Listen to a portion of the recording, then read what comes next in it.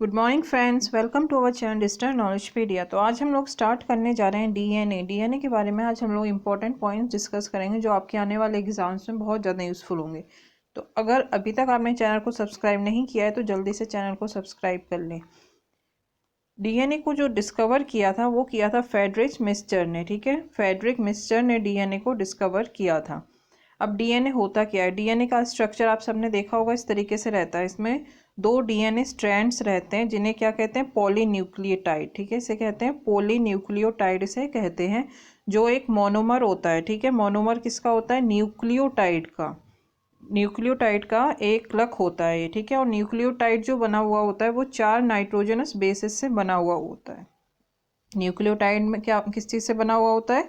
4 nitrogenous bases. कौन कौन सी होती है? एडिनाइन, थाइमाइन, साइटोसिन और ग्यूनाइन। हम आगे देखेंगे इसके बारे में। ठीक है, अब न्यूक्लियोटाइड में कोवालेंट बॉन्ड होती है। ठीक है, इसको क्या कहते हैं? Phosphodiester linkage. ये बहुत इंपॉर्टेंट है। अगर न्यूक्लियोटाइड के बीच में कौन सी बॉन्ड होती है? कोवालेंट बॉन्ड, जिसका नाम क्या है? फॉस्फोडाइस्टर लिंकेज, जो शुगर और फॉस्फेट के बीच में होती है। शुगर फॉस्फेट बैकबोन उसे कहते हैं। ठीक है, अब नाइट्रोजनस बेस कौन कौन सी होती हैं? एडोनाइन, थाइमाइन, एडोनाइन, थाइमाइन, साइटोसिन और ग्यूनाइन। और इनके बीच में कौन सी बॉन्ड है? ये हाइड्रोजन बॉन्ड है। इनके नाइट्रोजनस बेसिस के बीच में कौन सी बॉन्ड है? हाइड्रोजन बंध। ठीक है, तो ये बहुत इंपॉर्टेंट है। इनके बीच में हाइड्रोजन बॉन्ड होती है। और न्यूक्लियोटाइड्स के बीच में आपस में जो शुगर और फॉस्फेट के बीच में जो बॉन्ड होती है उसे कहते हैं फॉस्फोडाइस्टर लिंकेज। अब देखते हैं इसकी बेसिक यूनिट क्या होती है। इसकी बेसिक मूल इकाई क्या होती है? जीन। और ये कहाँ पे कन्फाइन है, मतलब सीमित कहाँ पे मिलता है? ये न्यूक्लियस में। ठीक है, मेनली ये न्यूक्लियस में मिलता है, लेकिन साथ साथ ही माइटोकॉन्ड्रिया में भी मिलता है, जो हमने पहले देखा था। माइटोकॉन्ड्रिया और प्लास्टिड में। ठीक है, इसके अंदर शुगर कौन सी पाई जाती है? इसके अंदर शुगर होती है 2-डीऑक्सी राइबोस। ठीक है, जिसको पेंटोज शुगर कहते हैं। ठीक है, इसे क्या कहते हैं? Pentose sugar. तो इसके अंदर कौन सी शुगर होती है? डीऑक्सी राइबोस, इसे पेंटोज शुगर कहते हैं। तो डीएनए में पेंटोज शुगर होती है, जिसमें 5 कार्बन होते हैं। ठीक है, 5 कार्बन। और इसमें क्या होता है? 5 कार्बन में क्या होता है? जो शुगर होती है, शुगर वो जॉइंट होती है फॉस्फेट से। फॉस्फेट से इसमें वो जो थर्ड कार्बन होता है, थर्ड और फिफ्थ कार्बन एटम के साथ शुगर जॉइंट होती है। ठीक है, अब देखते हैं एक और इम्पॉर्टेंट पॉइंट। 98% जो डीएनए होता है ह्यूमन का, वो नॉन कोडिंग होता है। नॉन कोडिंग का मतलब क्या होता है? Not suffer protein sequence. ठीक है, मतलब ये प्रोटीन सीक्वेंस में आगे जो इसकी चलती है सीक्वेंस, उसमें ये पार्टिसिपेट नहीं करता है 98%। और जो डीएनए होता है ऑल्सो प्रेजेंट इन माइटोकॉन्ड्रिया और ग्रीन प्लास्टिड, ये हमने ऑलरेडी डिस्कस कर लिया है। ठीक है, अब देखते हैं डीएनए और क्या करता है। डीएनए का मेन फंक्शन क्या है? ये सारी जेनेटिक एक्टिविटीज़ को रेगुलेट करता है। सभी अनुवांशिक गतिविधियों को क्या करता है? विनियमित करता है।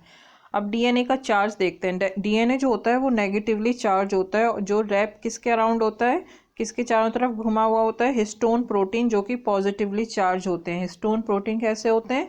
पॉजिटिव चार्ज होते हैं। और डीएनए क्या होता है आपका? नेगेटिव चार्ज होता है। बहुत ज़्यादा इंपॉर्टेंट है ये। ठीक है, हिस्टोन प्रोटीन किस काम आते हैं? ये रिस्पॉन्सिबल होते हैं डीएनए की पैकेजिंग में। ठीक है, डीएनए की जो पैकेजिंग, जो स्ट्रक्चर इसका बनता है, वो हिस्टोन प्रोटीन की वजह से ही मेंटेन रहता है। ठीक है, अब इंजाइम्स कौन कौन से पाए जाते हैं डीएनए में? डीएनए में सबसे पहला इंजाइम देखते हैं, डीएनए हेलिकेज। जो डीएनए हेलिकेज होता है वो क्या करता है? जब डीएनए का रेप्लिकेशन होता है स्टार्ट, तो इसको अनवाइंड करता है, खोल देता है रिंग को। ठीक है, फिर देखते हैं प्राइमेज। प्राइमेज करता है क्या? अगली जो स्ट्रैंड जब बनती है, दोबारा जब डीएनए बनने लगता है, तो उसको स्टार्टिंग पॉइंट ये प्रोवाइड करवाता है न्यू स्ट्रैंड को। DNA polymerase. ये करता है नए स्ट्रैंड, जो नया डीएनए बनता है उसको ये सिंथेसाइज करता है। ठीक है, उसके बाद जो लास्ट है डीएनए लिगेज, ये वापस उसको स्ट्रैंड को ज्वाइन कर देता है। ठीक है, डबल स्ट्रैंड जो बनती है, रेडी होती है, उसको ये ज्वाइन कर देता है।